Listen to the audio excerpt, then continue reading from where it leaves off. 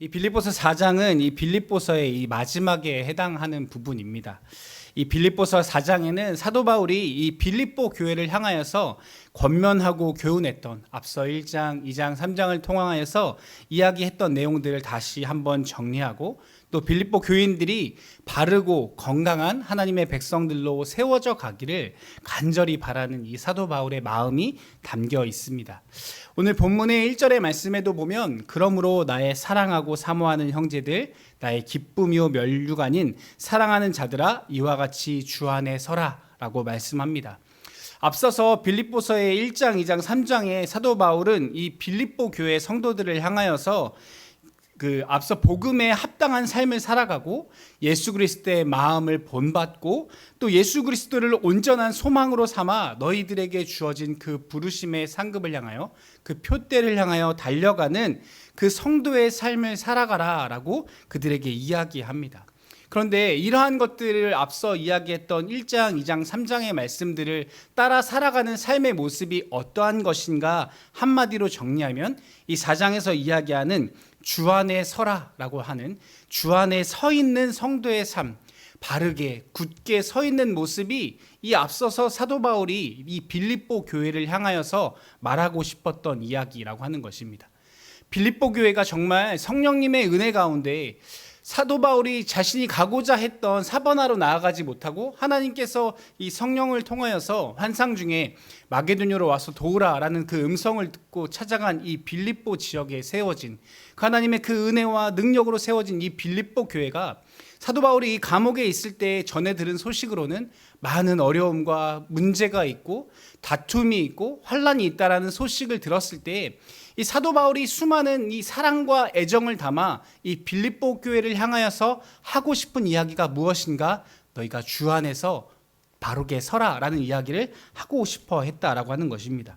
그런데 오늘 우리가 이 4장의 말씀을 통하여서 가장 먼저 주목해 보고 싶은 것은 사도 바울이 빌립보 교회를 향하여서 너희가 흔들리지 말고 주님 안에서 바르게 서라, 주 안에서 굳게 서라, 너희가 가지고 있는 그 주님의 주신 그 기쁨을 빼앗기지 말고 바르게 서 있으면 좋겠다라는 권면을 하기에 앞서 뭐라고 이야기하는가? 나의 사랑하고 사모하는 형제들, 나의 기쁨이요 멸류가 아닌 사랑하는 자들아 라고 그들을 부르고 있다라고 하는 겁니다.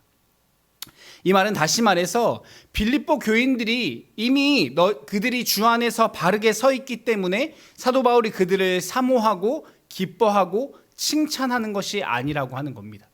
그들이 완벽하기 때문에 그들이 아무런 문제가 없고 그들이 너무나 훌륭한 사역들을 감당하고 있기 때문에 사도 바울의 기쁨이고 면류관이다라고 이야기하는 것이 아니라고 하는 것입니다. 빌립보 교회 안에 분명히 여러 가지 문제가 있고 거짓 선지자와 율법주의자들의 문제가 있고 갈등과 다툼이 있었습니다. 그 소식을 분명히 사도 바울이 들었습니다. 그러한 빌립보 교회를 향해 지금 사도 바울이 편지하고 있는 것입니다.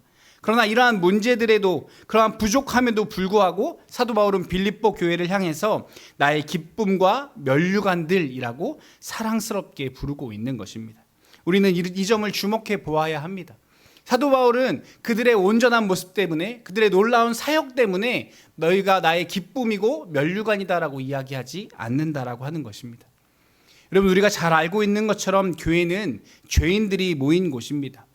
빌립보 교회뿐만 아니라 이 땅의 모든 교회가 또 강북 우리 교회도 많은 문제와 어려움이 있습니다. 연약함이 있고 갈등이 끊이지 않는 것이 어쩌면 당연합니다. 하지만 우리가 사도 바울과 같은 마음으로 교회를 공동체를 바라볼 수 있어야 한다라고 하는 것입니다. 교회가 온전하고 아무런 문제가 없고 모두가 사랑하며 모두가 열심을 내고 가장 주님께서 보기 원하시는 그 기쁜 모양으로 온전히 있을 때에만 그것을 기뻐하고 만족하며 면류관이다라 말하며 칭찬하는 것이 아니라 연약함과 갈등과 문제가 있지만 그리스도의 마음으로 그것을 바라보고 사랑하고 사모하며 기도해 주어야 한다라고 하는 것입니다. 그래서 왜 우리가 그러한 마음으로 바라보아야 합니까? 라는 질문을 던질 수 있는데 저는 이렇게 대답하고 싶습니다.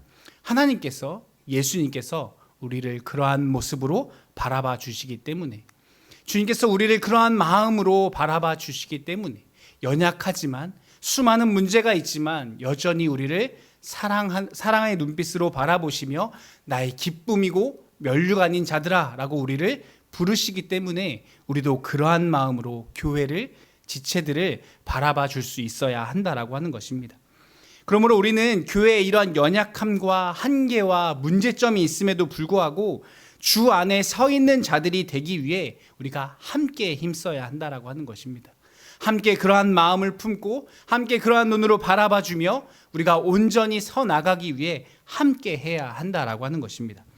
에베소서 4장 2절에서 4절까지의 말씀에 보면 모든 겸손과 온유로 하고 오래 참음으로 사랑 가운데서 서로 용납하고 평안에 매는 줄로 성령이 하나 되게 하신 것을 힘써 지키라.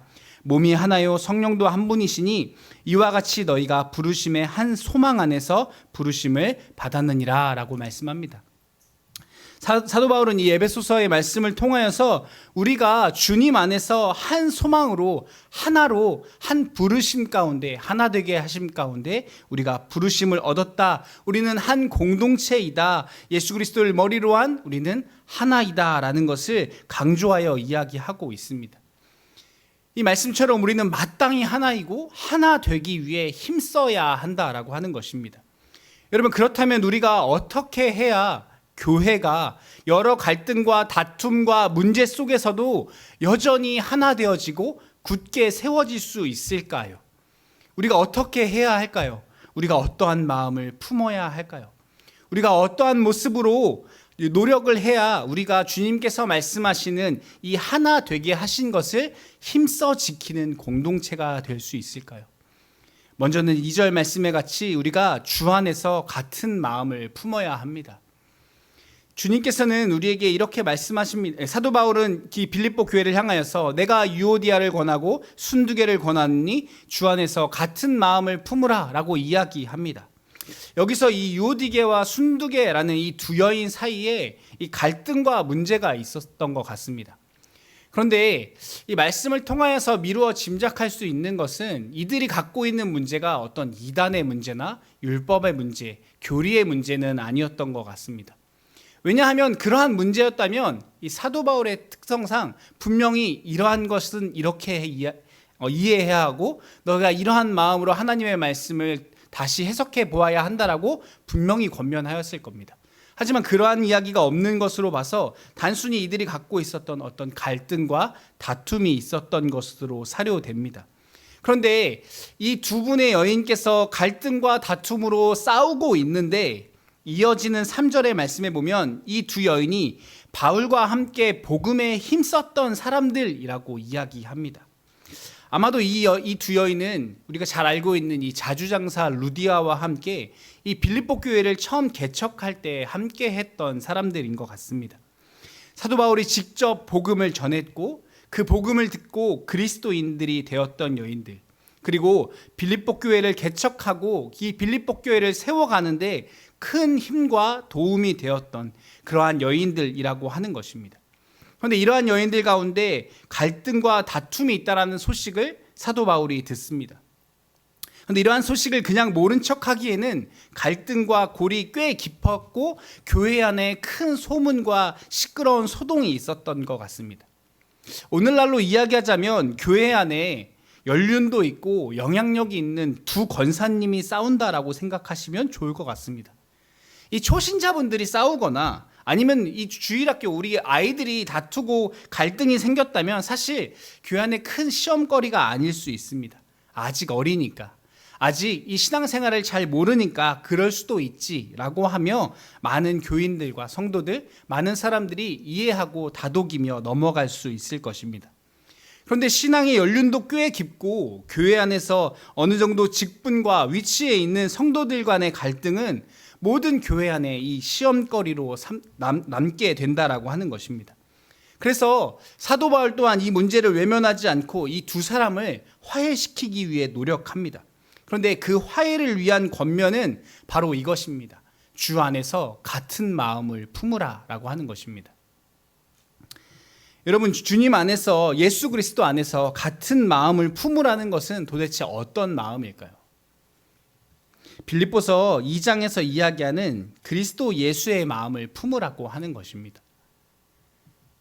한쪽으로 통일해, 짜장면 짬뽕 결정하는 것처럼 하나로 통일해라고 이야기하는 것이 아니라 예수 그리스도의 마음을 우리가 같이 품어야 한다라고 하는 것입니다.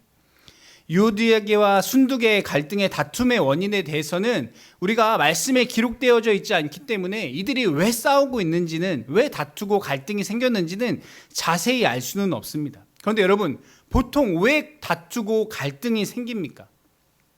상대방이 마음에 들지 않기 때문이죠. 왜 마음에 들지 않습니까? 내가 옳다고 여기기 때문입니다. 내가 더 낫다고 생각하기 때문이지 않습니까? 내가 정답이고 저 사람이 오답인데 저 사람이 바락바락 우기고 있기 때문에 내가 화를 안 낼 수가 없다라고 이야기하고 있는 것 아닙니까? 하지만 여러분, 사도 바울이 이야기하는, 또 성경이 이야기하는 예수 그리스도의 마음은 어떠한 마음입니까? 섬김과 겸손, 순종과 복종의 마음입니다. 우리가 너무나 잘 아는 것과 같이 하나님과 동등하신 하나님이신 그분께서, 예수 그리스도께서 자신을 비우시고 이 땅에 종의 형체 육신을 입으시고 이 땅에 오셨습니다. 하나님의 아들이신 하나님이신 그분께서 우리를 섬기기 위해 우리를 너무나 사랑하셔서 먼저 자신을 낮추셨습니다. 하나님과 동등하신 예수님이 자신을 낮추시고 섬기시기 위해 종으로 오셨다면 우리가 다른 이들을, 우리가 형제를, 자매를, 성도들을 섬기지 못할 이유가 어디에 있겠습니까? 빌립보서 2장 5절의 말씀을 쉬운 성경 번역에는 이렇게 이야기합니다. 예수님처럼 생각하고 행동합시다. 예수 그리스도의 마음을 품는 것, 예수 그리스도의 마음대로 살아가는 것은 예수님처럼 생각하고 행동하는 것이다라고 하는 것입니다. 우리가 주님 안에 있는, 주 그리스도 안에 서 있는 성도들이 되려면, 주님 안에서 우리가 굳게 서려면, 주님의 마음을 품고 살아가려면 예수님처럼 생각하고 행동해야 한다라고 하는 것입니다. 근데 많은 사람들이 생각에만 그칩니다. 예수님처럼 생각하고 그 마음을 품었다면 행동해야 하는 것입니다. 우리가 서로에게, 또 각자의 삶의 자리에서 그렇게 생각하고 행동하며 살아갈 때 우리가 서로를 통하여서 하나 되어지고 성장하고 성숙하게 하시는 그 성령의 능력을 우리가 서로 경험함을 통하여서 주 안에서 굳게 세워져 간다라고 하는 것입니다. 우리가 또한 주님 안에서 굳게 세워져 가려면 이 한 가지를 더 기억해야 하는데, 그것은 우리가 주님 안에서 함께하는 동역자임을 기억해야 합니다. 우리 본문 3절 말씀 한 번만 같이 읽도록 하겠습니다. 시작. 또 참으로 나와 멍에를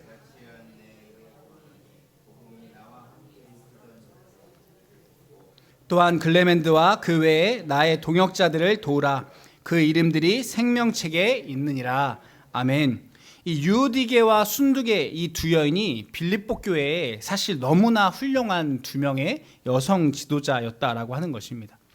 지금 2절의 말씀을 보고 나서는 문제 있는 사람들인가 보다, 성격이 좀 까칠한 분들인가 보다 라고 우리가 단정지어 생각할 수 있지만, 사실 3절의 말씀에 보면 뭐라고 이야기하냐면 사도 바울이 복음에 나와 함께 힘쓰던 여인들이다 라고 이야기합니다.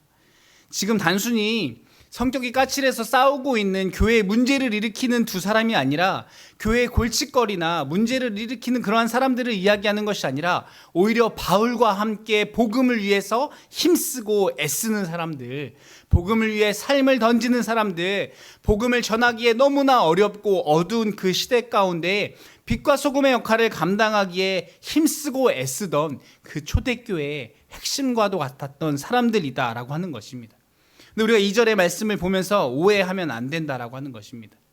그렇죠? 그런데 우리는 이 유오디게와 순두게를 바라보는 것처럼 우리도 교회 안에서 많은 성도들을, 많은 사람들을 오해한다라고 하는 것입니다.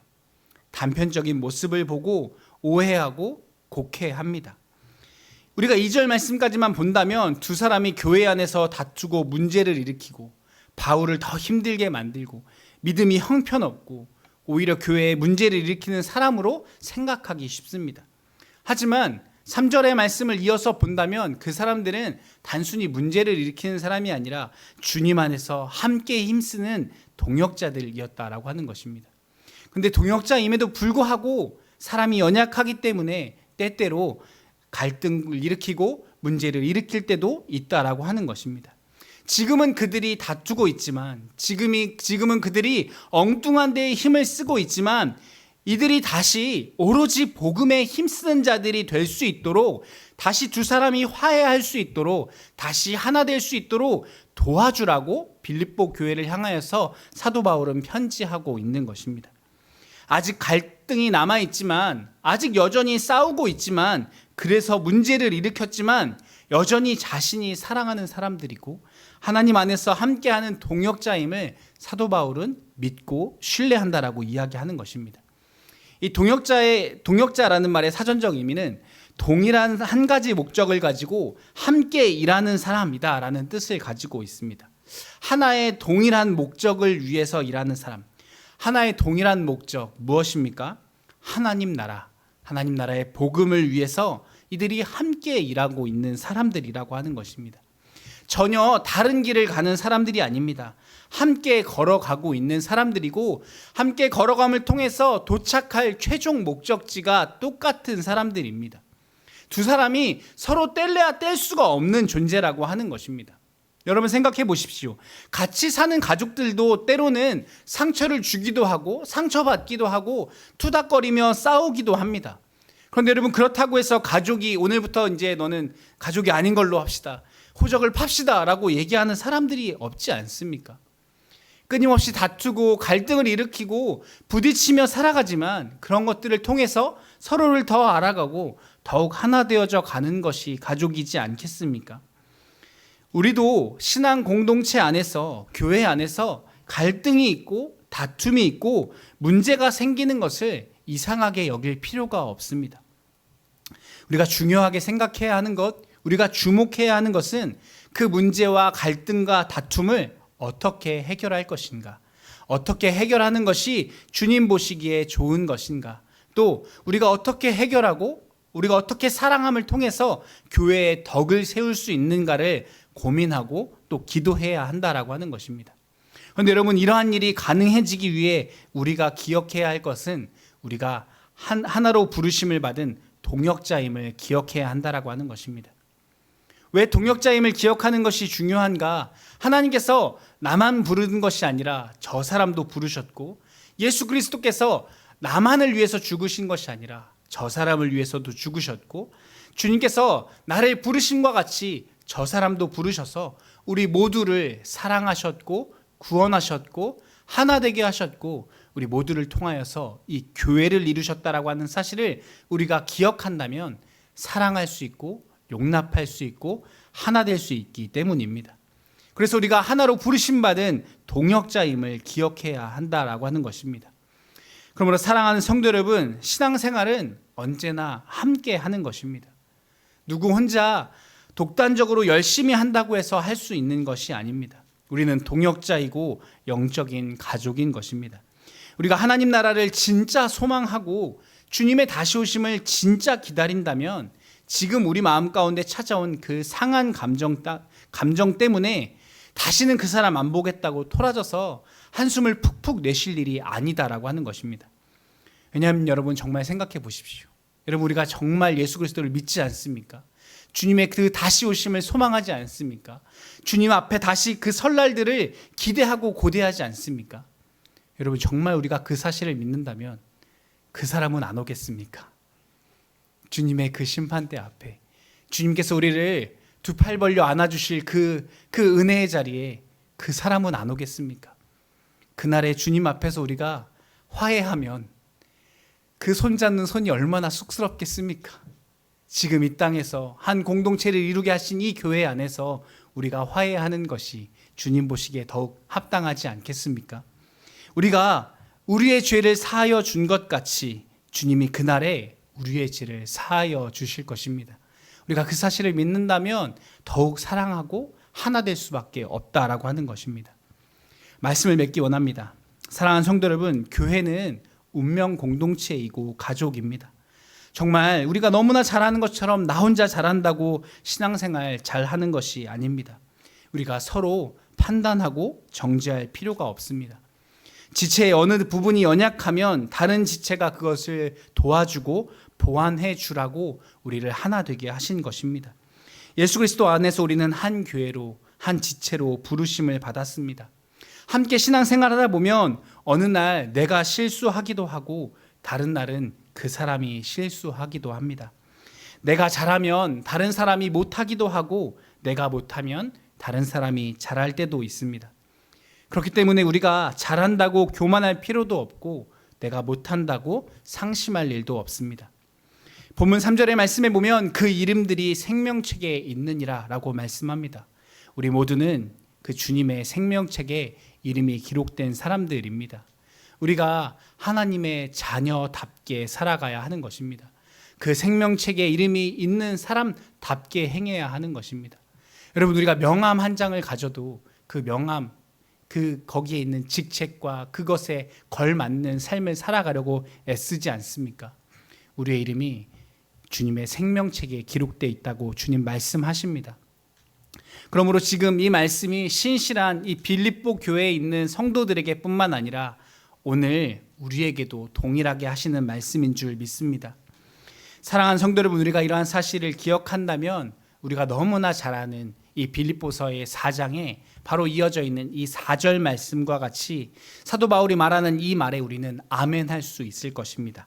4절 말씀에 이렇게 말씀합니다. 주 안에서 항상 기뻐하라. 내가 다시 말하노니 기뻐하라.